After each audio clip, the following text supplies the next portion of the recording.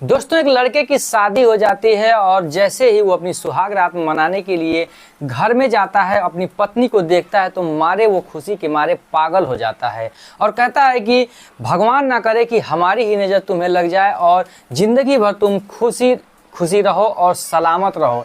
इतना जब उसकी पत्नी बात सुनती है तो उसके आंखों से आंसू गिरने लगते हैं कि मेरा पति कितना मान रहा है और मेरा दिल जो है यहाँ पर लग नहीं रहा। तुमने पति से कहती है कि आप देखिए, आज जो करना है वो कर लीजिए, लेकिन मैं जो हूँ कभी भी ज़िंदगी में आपके इस ज़िंदगी में खुश नहीं रह पाऊंगी, क्योंकि मैं एक लड़के से प्यार करती हूँ, मैं उसको अपने दिल में बसा चुकी हूँ और उसके बिना मेरा मन ही नहीं लग रहा है और इस आपके घर में घुटन सा महसूस हो रहा है और आज आपकी बाहों में मुझे अपना ज़िंदगी का वो हसीन पल बिताना चाहिए। और देखो, शायद का संजोग है कि मुझे आपसे घृणा हो रही है। इतना जब सब कुछ सुनता है लड़का तो वो गुस्से के मारे पागल हो जाता है और कहता है कि मैंने दसनों लाख रुपए लगाकर अपने विवाह में तुम्हारे साथ विवाह किया और तुम्हारे पिता और भाई ने मेरे साथ विश्वासघात किया। अब मैं उनके खिलाफ केस करूँगा और मुकदमा करूंगा। इतना सुनती है लड़की और उसके पैरों तले हाथ पकड़ के रोने लगती है। कहती है कि आप जो कहोगे मैं उस प्रकार से करूंगी और रहूंगी और आप मेरे पिता और भाई को जो है कि रिपोर्ट या मुकदमा मत करना। दोस्तों, कहानी में आगे बढ़ने से पहले आपसे छोटी सी रिक्वेस्ट है कि चैनल पर नए हैं तो चैनल को सब्सक्राइब कर लीजिएगा, वीडियो को लाइक कर लीजिएगा, क्योंकि दोस्तों वीडियो इतनी इंटरेस्टिंग है कि आपके भी दिल को छू जाएगी। चलिए कहानी में समझते हैं कि आखिर में वो क्यों उस लड़के से ऐसी बात कर रही थी। शादी होने के बाद भी क्यों उसका दिल उस लड़के के पास शादी होने के बाद भी नहीं लग रहा था। आखिर उसने मोहब्बत किया तो आखिर किस कदर किया और क्यों किया। दोस्तों चलिए वीडियो को करते हैं स्टार्ट और समझते हैं इस पूरी कहानी को। दोस्तों, ये कहानी है उत्तर प्रदेश के बहराइच जिले की, जहाँ पर एक छोटे से गाँव में एक संध्या नाम की लड़की रहती है। दोस्तों, संध्या जो होती है अपने माता पिता की एकलौती लड़की होती है। उसका एक भाई भी होता है। वो अपने गांव से लगभग 4 किलोमीटर दूरी पर एक स्कूल में पढ़ती है और गांव के लगभग में 2 किलोमीटर दूरी पर एक छोटा सा चौराहा पड़ता है, उससे क्रॉस करके वो अपने स्कूल में जाया करती है। दोस्तों, धीरे धीरे पढ़ाई का सिलसिला चल ही रहा था। इंटर पास करती, उसके बाद बीए में पहुंचती है। बीए फाइनल का वो समय आ जाता है। दोस्तों बीए फाइनल में वो जो है कि पेपर अपना दे रही थी। अभी फर्स्ट ईयर का ही जो अर्धवार्षिक का पेपर दे रही थी। उसी समय होता क्या है कि एक दिन पेपर में उसकी साइकिल जो है वो पंचर हो जाती है। दोस्तों, स्कूल का वो पेपर का समय धीरे धीरे बीत रहा था। फिर किसी भी तरीके से वो अपने एक कॉस्मेटिक की दुकान पर पहुंचती है, जहां ये लोग अक्सर में आकर कुछ क्रीम पाउडर वगैरह अपन ज़रूरतमंद चीज़ें वो लिया करती थी।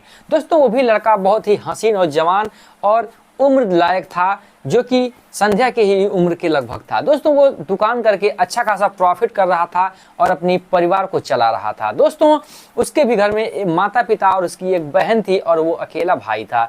दोस्तों, वहाँ पर जाते कहते भैया ऐसा है, मेरी साइकिल पंचर हो गई है, किसी तरीके से कोई साइकिल का बंदोबस्त करवा दीजिए, नहीं तो मेरा पेपर छूट जाएगा। वो कहता है कि देखिए बहन जी, जो है कि मेरे पास कोई यहाँ पर साइकिल तो नहीं है, मेरे पास ये स्कूटी है, कहिए तो मैं तुम्हें स्कूल तक छोड़ दे रहा हूँ और मेरा सामान भी उधर से मार्केट से चला आएगा। कहती है ठीक है भैया, किसी तरीके से मुझे स्कूल तक छोड़ दो। वो क्या करता है कि अपनी उस बाइक पे बैठाता है और स्कूल में ले जाके छोड़ देता है और मार्केट चला जाता है और उससे पहले पूछता है कि क्या तुम्हें दोबारा भी उधर से पिकअप कर दूंगा। तो कहती है नहीं, मुझे लेने के लिए मत आना, नहीं तो मेरे घर वाले, मेरे माता पिता, मेरे भाई देखेंगे तो मेरा जीना हराम कर देंगे। क्योंकि वो लोग हरदम समझाते रहते हैं किसी लड़के से तूने बात किया या किसी लड़के से फ़ोन किया या किसी के साथ मैं देखा तो तुम्हारी हड्डी तोड़ दूंगा, क्यों मेरे जान के पीछे पड़े हो, मैं किसी लड़की के साथ चली आऊँगी। दोस्तों, इतना सुनने के बाद वो मार्केट जाता है और मार्केट से सामान लेते लेते फिर उसके छुट्टी का समय हो जाता है। वो समझ नहीं पाता है, जैसे निकलता है स्कूल की छुट्टी हो गई होती है तो सोचता है क्यों ना उस लड़की को भी बैठा ले चलें और आखिर में तो खाली ही जा रहा हूँ। दोस्तों, वही स्कूल के सामने रुक जाता है और संध्या जैसे निकल के जा रही होती है। बोलता है संध्या संध्या रुको, और मैं यहीं पर हूँ, चलो साथ निकल चलते हैं। तो फिर वो देखती है, तो फिर उसके बाद वो मजबूरन आके उस बाइक पर बैठ जाती है और फिर अपने जो है कि उस चौराहे के लिए निकल पड़ती है। साथ में कहती है आप क्यों इतना देर तक परेशान हुए, कोई घर का देख ले, और लड़कियां क्या समझेंगी क्या सोचेंगी। तो कहता है कि समझने सोचने से क्या मतलब, क्या फ़ायदा, जब हम गलत नहीं हैं तुम नहीं गलत हो तो सोचने से क्या होता है। वो ले आता है और चाय वगैरह समोसे लाकर देता है, वो खाने लगती है संध्या। फिर उसकी साइकिल को बनवा कर वो ले आता है, तभी उसकी सहेलियां वहाँ पर आ जाती हैं। वो भी बहुत ही स्मार्ट थी, अच्छी थी और खूबसूरत थी। देखती हैं तो कहती हैं वाह क्या संध्या, क्या बात है, तू तो कभी मुझे समोसे तक नहीं खिलाती है और अकेले में समोसे डबल वो भी खा रही है। तो कहती नहीं ये भैया मुझे समोसे खिला दिए तो मैं खाने लगी। उसके बाद हंसी मजाक होता है और फिर वो साइकिल लेकर चली जाती है। धीरे धीरे ये व्यवहार और का मामला जो होता है धीरे धीरे प्यार में बदलने लगता है। संध्या को भी नहीं पता चलता है और उस लड़के का नाम सुमित होता है, उसे भी नहीं पता चलता है कि कब मेरा दोस्ती जो है प्यार में बदल गई। धीरे धीरे दोनों को एक तरफा नहीं बल्कि दोनों तरफ से प्यार हो जाता है, दोनों मिलने लगते हैं, आपस में प्यार वाली बातें भी इनकी होने लगती हैं। धीरे धीरे मामला आगे बढ़ जाता है। फिर होता क्या है, धीरे धीरे ये फाइनल अपना बीए का एग्ज़ाम भी कर लेती है, बीए फाइनल हो जाती है। अब इसके घर वाले सोचते हैं क्यों ना संध्या की शादी कर दिया जाए। अब अंदर ही अंदर चोरी चोरी संध्या जो थी सुमित से घंटों घंटों बातें करने लगी थी, दोनों का मन भी नहीं लग रहा था। अब ये जो सुमित था वो भी बहुत ही अच्छे घराने का था, बहुत बड़े परिवार का था, इधर संध्या भी थी, ये भी बहुत बड़े घराने की थी। तो क्या होता है कि सुमित कहता है कि क्यों ना हम लोग भाग चलें। तो कहती है संध्या नहीं, मैं अपने भाई और पिता को छोड़ के मैं कभी भी घर से नहीं भागूंगी, मेरे भाई पिता का इज्जत का क्या होगा। तो इधर सुमित भी कहता है हाँ बात तो सही है। तो सुमित अपने माता पिता को ही उसके घर भेज देता है रिश्ते के लिए। जैसे उसके घर जाते हैं, इस बात को जब पता चलता है संध्या के पिता को, वो मारे आग बबूला और भड़क जाते हैं। संध्या को बुलाते हैं कि संध्या बाहर आती है और उससे पूछते हैं कि आखिर मामला क्या है। ये लोग बता रहे हैं कि इसके बेटे सुमित से तुम प्यार करती हो, उससे शादी भी करना चाहती हो। कहती नहीं, मैं किसी सुमित को नहीं जानती हूँ, किसी से प्यार नहीं करती हूँ, ये सब मनगढ़ंत कहानियाँ हैं, मैं नहीं जानती हूँ।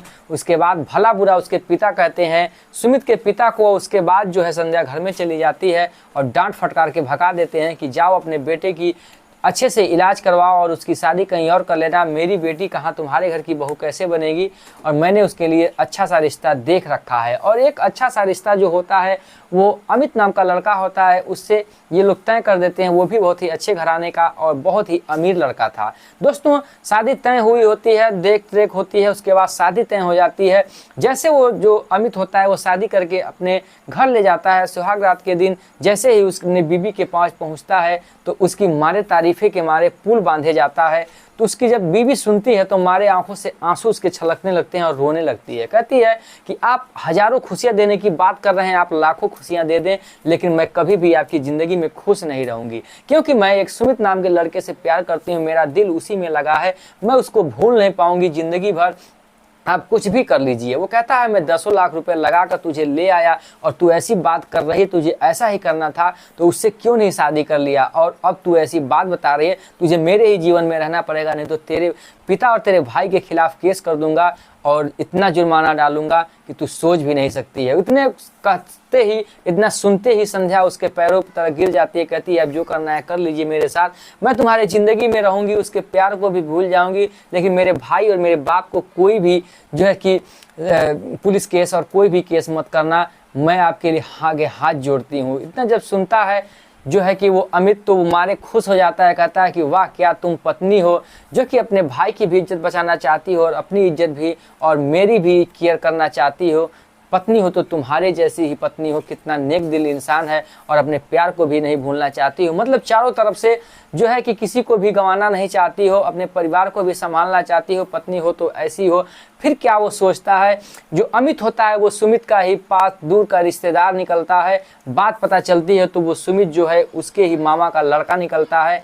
फिर वो जो सुहाग रात का समय होता है फिर वो टल जाती है। अपने पिता को वो सारी बात बताता है। उसके बाद अगले दिन ही पंचायत बैठती है और उस सुमित को भी बुलाते हैं, उसके घर वाले को भी बुलाते हैं, और इधर जो है कि इसके संध्या के पिता और भाई को बुलाया जाता है। पंचायत होती है, मामला पूरा खुलता है, और उसके बाद जो होता क्या है, लाख मनाने के बाद संध्या के पिता नहीं मानते हैं लेकिन उसका भाई मान जाता है। उसके बाद होते होते दोनों संध्या और सुमित की शादी के लिए वही राजीमंदी होती है और कोर्ट मैरिज फिर से होती है और संध्या सुमित दोनों आपस में मिल जाते हैं और दोनों का विवाह होता है, हंसी खुशी रहने लगते हैं दोस्तों।